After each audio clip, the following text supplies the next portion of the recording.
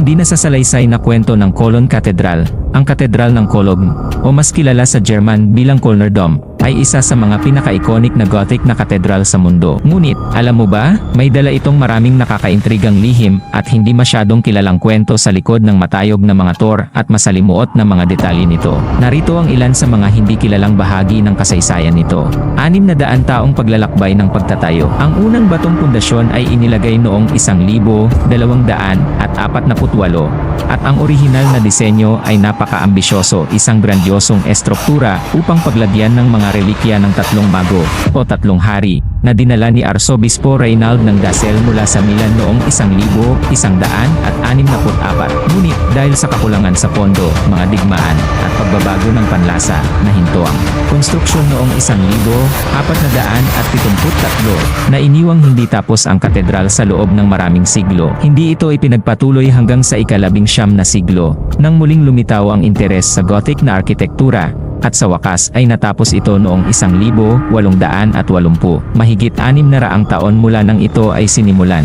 Misteryosong inspirasyon sa arkitektura. Ang disenyo ng katedral ay inspirasyon ng mga katedral ng Amiens at Beauvais sa Pransya. Gayunpaman, isinasama rin ng masalimuot nitong Gothic na estilo ang mga kakaibang disenyo, kabilang ang mga simbolo ng mistisismo at esoterismo, ang floor plan na parang labyrinth at mga nakatagong simbolo, tulad ng mga hugis na hemetriko, mga astrological na sanggunian, ay nagpapakita ng ugnayan nito sa mga paniniwalang espiritual at mistisismo ng gitnang panahon. Ang pagbombang naganap noong ikalawang digmaang pandaigdig. Noong ikalawang digmaang pandaigdig, ang Cologne ay malubhang binomba ng mga alyado. Sa kabila nito, nakaligtas ang katedral, bagaman ito ay nasira. 14 na beses itong tinamaan ng mga bomba mula sa himpapawid. Ngunit ang mga tor nito ay nanatiling nakatayo bilang palatandaan para sa mga piloto ng alyado. Marami ang naniwala na ang pagkakaligtas nito ay isang himala o gawa ng banal na interbensyon.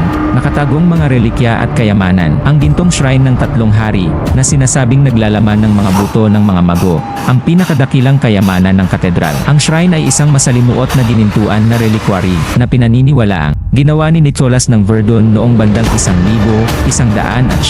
Bukod dito, may mga nakatagong medieval na fresko, mga eskultura, at mga altaryo mula pa noong daan-daang taon na nakatago sa mata ng publiko, at ang iba ay naaabot lamang ng ilang klero o mga manggagawa sa restoration. Ang alamat ng arkitekto at ng Diablo. Sinasabi sa lokal na alamat na may kasunduan ang orihinal na arkitekto, si Gerhard ng Cologne, sa Diablo. Nang siya ay nawala ng pag-asa sa mga pagkaantala ng konstruksyon, di umano'y nakipagkasundo siya sa Diablo upang matiyak ang pagtatapos ng katedral. Ngunit, sa isang matalinong panlilinlang, niloko ni Gerhard ang Diablo, na nagdulot ng sumpa sa proyekto at ipinapaliwanag ang mahabang panahong itinagal ng konstruksyon. Ang alamat na ito ay nagdadagdag ng kakaibang alindog sa kasaysayan ng katedral.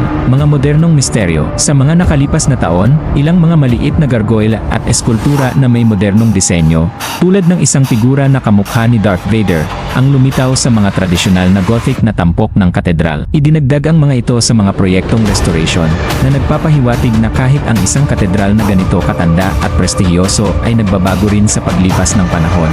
Ang Katedral ng Cologne ay hindi lamang kamangha-mangha sa arkitektura, isa rin itong monumento na sumasagisag sa mga siglo ng alamat, pananampalataya, at kasaysayan. Bawat aspeto ng pagtatayo, pagkaligtas, at simbolismo nito ay patuloy na nagbibigay diin sa mga bumibisita o nag-aaral nito.